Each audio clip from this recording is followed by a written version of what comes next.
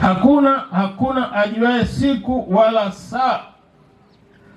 Kumetokea makundi mengi sana ya utabiri wa mwaka na hata siku ambayo Yesu atakuja mara ya pili.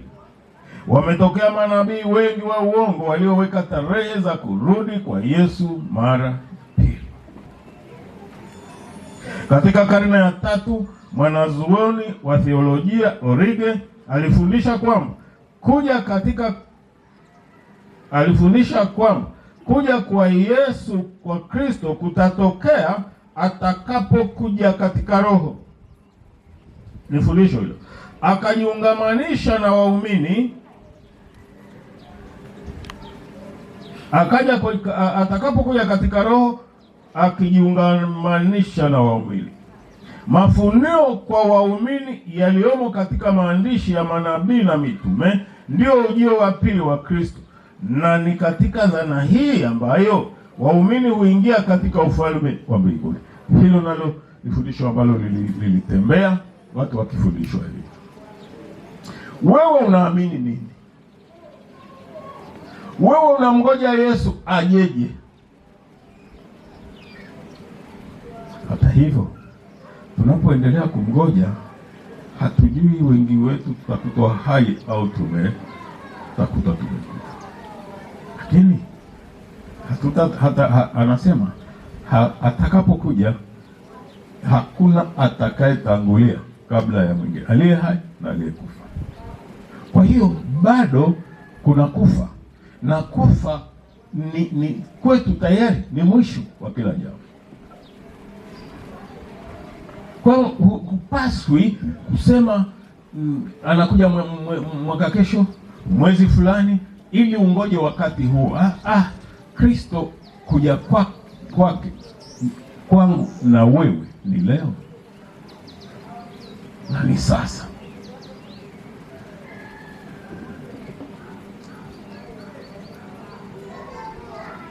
Siku na saa ya kuja kwa Kristo mara ya pili haijafunuliwa katika maandiko, wala mwaka ambao tukio hili tukufu litafanyika hauelezwi. Hakuna mtu anayefahamu, kwani haikufunuliwa kwa mwanadamu katika maandiko. Malaika hawataitangaza, ingawa wanaweza kuhudumu na kuwasiliana na watu. Hata mwana wa Adamu hajui, lakini Baba ataitangaza atakapozungumza tena kutoka mbinguni. Yesu mwenyewe anayekuja hajui,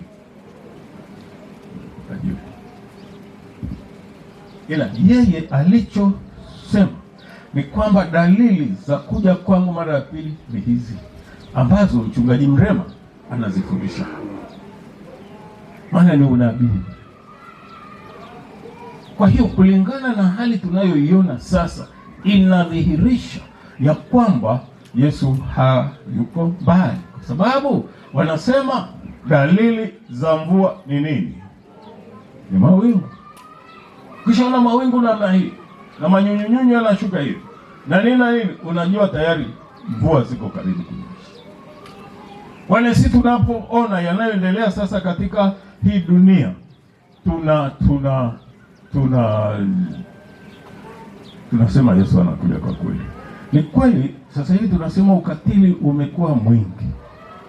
Ukatili ulikuwepo tangu huko, unakuwa mwingi kwa sababu watu ni wengi kwa sasa, lakini unatisha. Mtoto wa watu mmoja alipokuwa shuleni, akaja mtu mmoja na pikipiki, akasema fulani, njoo. Akaja, mimi naitwa fulani,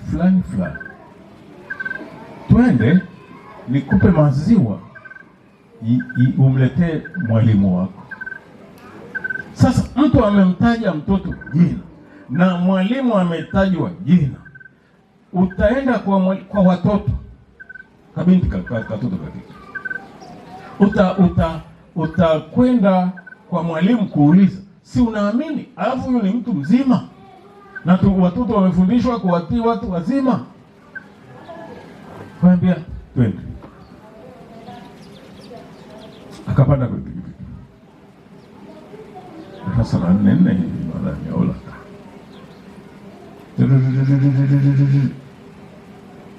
Porini. Huyo mbaba akafanya vyote alivyotaka, mbele na nyuma. Akakambia kale katoto, unajua kuna vitu kielezo unasema Yesu si aje tutoke. Kakawekwa manguo huku mdomoni, kasipige kelele. Damu zilipokuwa zimwagika, akachukua yale majuba wanavaa, akamchomeka uchi. Ukinisema nitakula, na nimekuambia mimi ni fulani, tena cheo cha kanisa cha Emily cha huko msikiti, sijui ustazi gani huko. Sasa akaondoka. Alafu sasa wanapita watu, naambia wewe sasa kwa shuleni huku unafanya nini? Porini huko. Na mgoja ustazi fulani 1 2 3. Lakini amenifanyia mambo mabaya. Yaani basi. Sasa twende basi. Aliniambia nikiondoka hapa ataniua. Na amemtaja kwa jina, lakini sikilize mwisho wake. Alimtaja kwa jina. Yule akapiga simu kwa mwenyekiti wa kijiji na wajumbe na wazazi wake, wakaja wakakachukua katoto, mavi yanashuka, damu zinashuka. Anapelekwa hospitali pale, madaktari na manesi wanamhudumia, wanalia. Hii dunia tulioko hii. Na sasa inabidi apelekwe KCMC. Naongelea mambo ya huko Upareni kwetu. Apelekwe KCMC. Yule akapigiwa simu, njoo polisi. Akaja, nasema ninamaliza ibada hapa kidogo na kuja. Akaja, kuja akawekwa pigo, kaambiwa unakosa la kufanya uharibifu kwa watoto wako. Nasema mimi wewe si ndio ustazi fulani? Lakini mimi sijawahi huko. Basi yule bwana akapelekwa pale hospitali, akaambiwa binti, mtambue huyu. Asema sio huyu, yule ni mnene,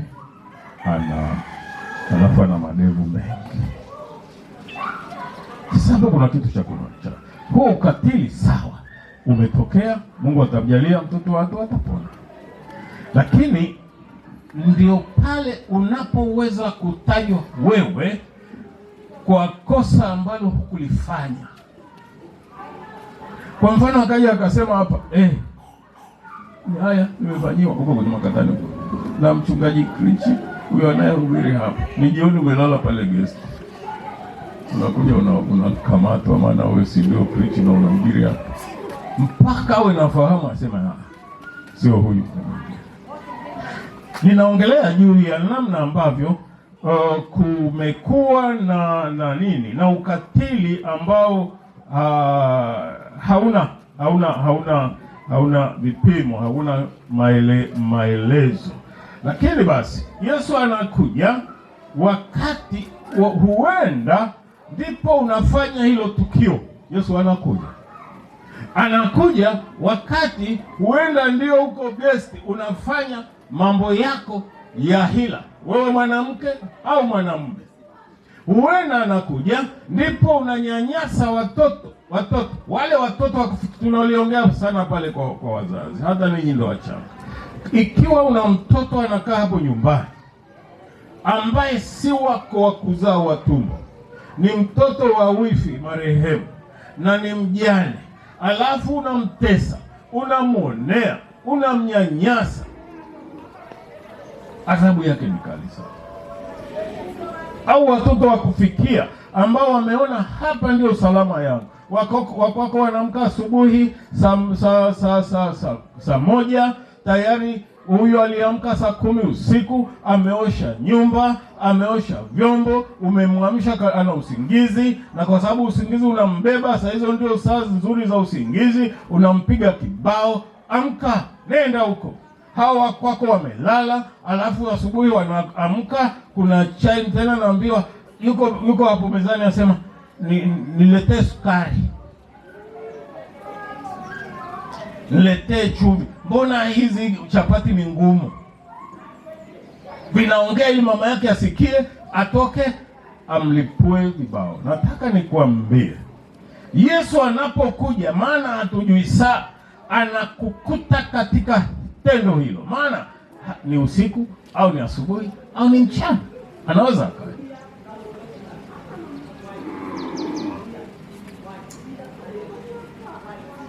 Kila mtu atavuna alichopanda.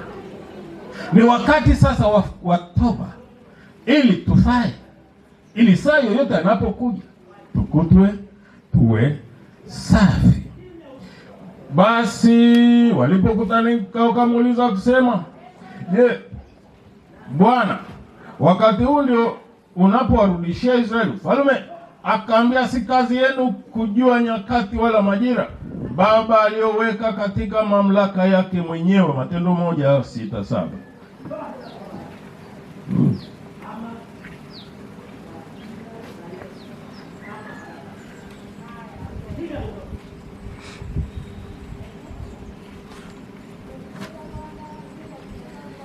Mungu mwenyewe hajui saa ya kuja.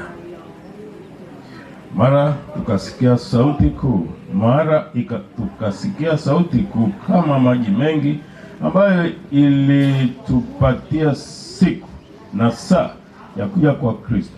Watakatifu walio hai, idadi ipatayo 144,000, walijua na kuelewa sauti hii, huku waovu wakifikiri kuwa ilikuwa ni radi na tetemeko tu la ardhi. Ni wale wacha Mungu walijua. Hawa 144,000 ni wale watakao kutwa hai, ambao walikuwa hawajatenda dhambi. Lakini sasa Yesu anakuja kufufuliwa kwa waliokufa.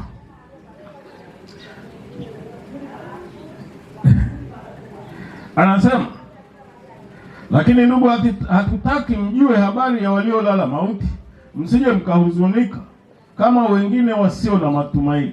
Maana ikiwa tuamini ya kwamba Yesu alikufa akafufuka, vivyo hivyo na wale waliolala katika Yesu Mungu atawaleta pamoja naye. Kwa kuwa twawaambieni haya kwa neno la Bwana, kwamba sisi tulio hai tutakaosalia hata wakati wa kuja kwake Bwana, hakika hatutawatangulia wale waliolala usingizi wa mauti. Kwa sababu Bwana mwenyewe atashuka kutoka mbinguni pamoja na mhuri na sauti ya malaika mkuu na parapanda ya Mungu, na waliokufa katika Kristo watafufuliwa kwanza. Kisha sisi tulio hai tuliosalia tutanyakuliwa pamoja nao katika mawingu, ili tumlaki Bwana angani, na hivyo tutakuwa pamoja na Bwana milele. Basi farijianeni kwa maneno hayo. Haleluya.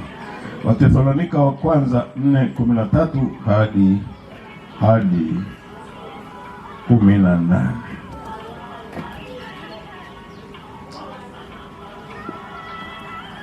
Tunapolala usingizi wa mauti, tunapokufa hatujui chochote.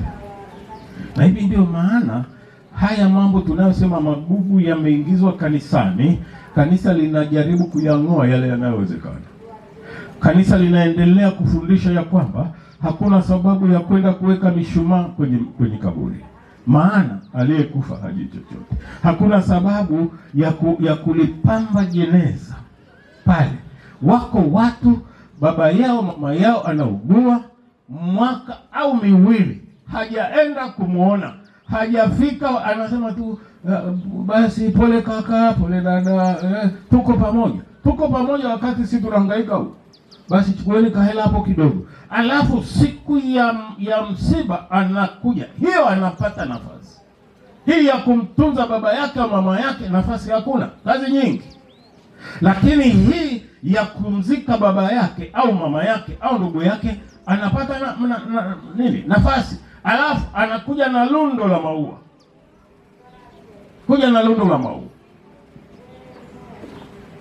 Kama unataka kumpamba mtu ili akutazame uso wako, ili akushukuru, ili akukumbatie, au alie kwa uchungu, hata akupake machozi yake kwenye uso wake, hapo ndipo umekuwa na faida. Lakini wakati mtu amekufa, unaleta hiki na kile, hakuna faida. Maana tunaamini mfu hajui neno lolote, hawezi kukushukuru.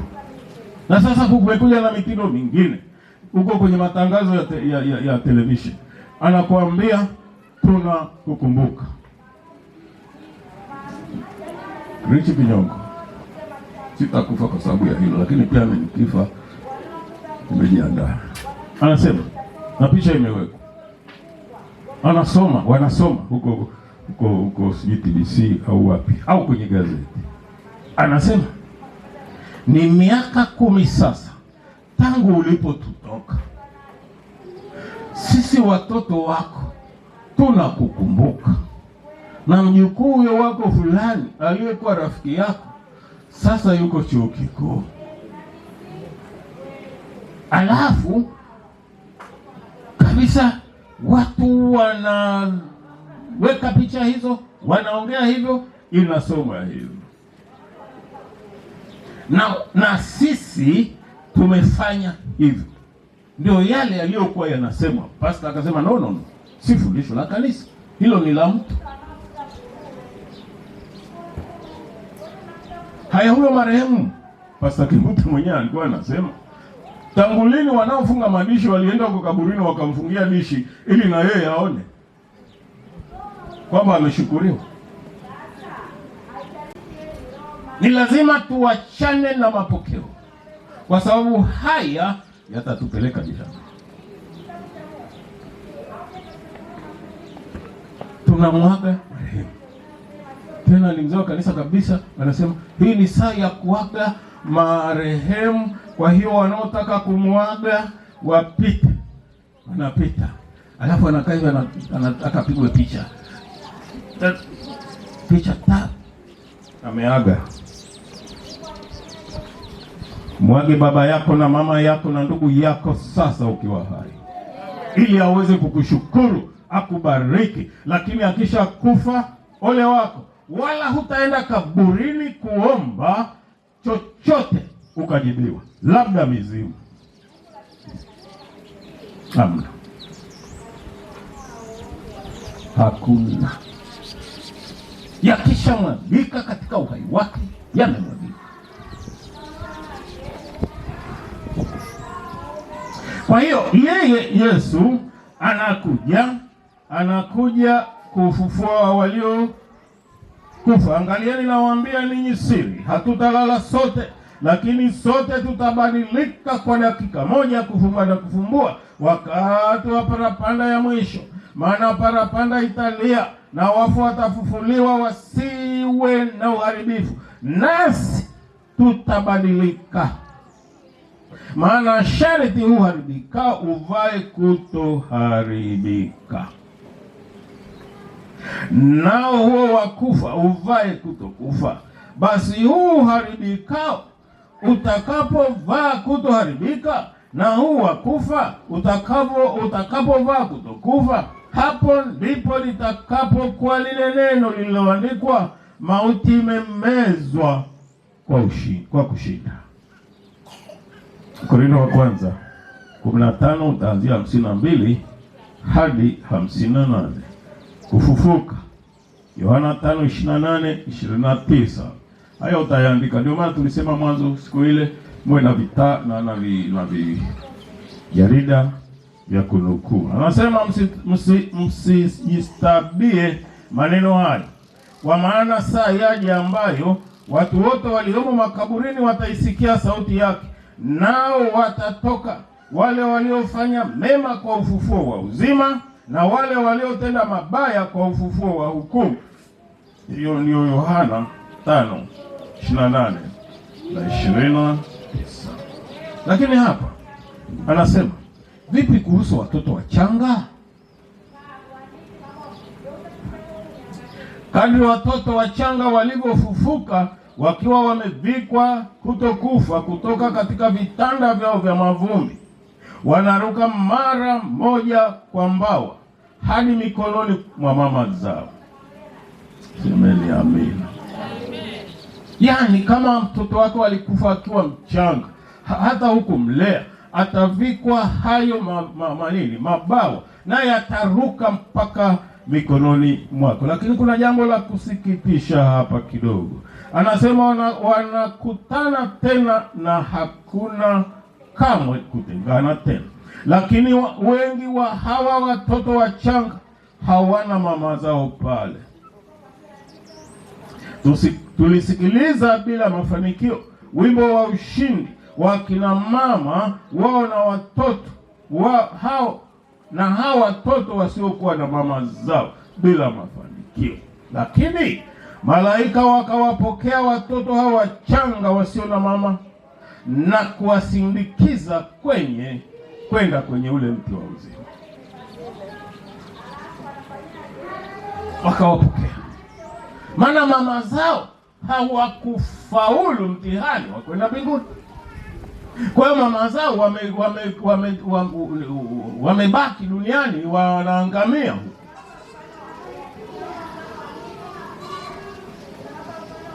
Kwa nini usifanye matendo mema? Kwa nini usiwe na adabu kwa Mungu? Usiwe na adabu, au tusiwe na adabu kwa jamii, kwa kanisa, ili tukutane na watoto wetu kule mbinguni. Haleluya.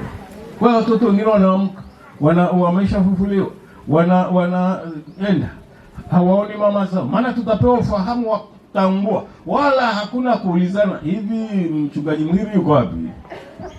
Hapa. Kama tutakuwa na maswali hayo baadaye, lakini tutakuwa kabla ya kula mti wa uzima, tukiwa hatujabadilishwa, tutakuwa tunatambua. Watoto wakachukuliwa na malaika, wakasindikizwa kwenye mti wa uzima, ambao ule mti ni ule uliokuweko Edeni, ndio uliohamishwa. Hawa watu hawa wanaofundisha uongo wanasema eti mti wa uzima ambao ulikatazwa usiliwe ni kitendo cha ngono. Mungu ana aibu gani ya kukuogopa kukuambia kilikuwa kitendo cha ngono? Sasa hayo nayo yameenea huko, watu wanasema kwamba ni hivyo. Unalitoa wapi? Anaposema tunda anamaanisha tunda. Kama ni ngono angesema ni ngono, lakini ni tunda. Na mti ule ukahamishwa ili wasije wakala wakabadilika tena, wakina Adam na Eva. Sasa ndio huo, tutaenda kula yale matunda alafu hatutakufa tena. Haleluya.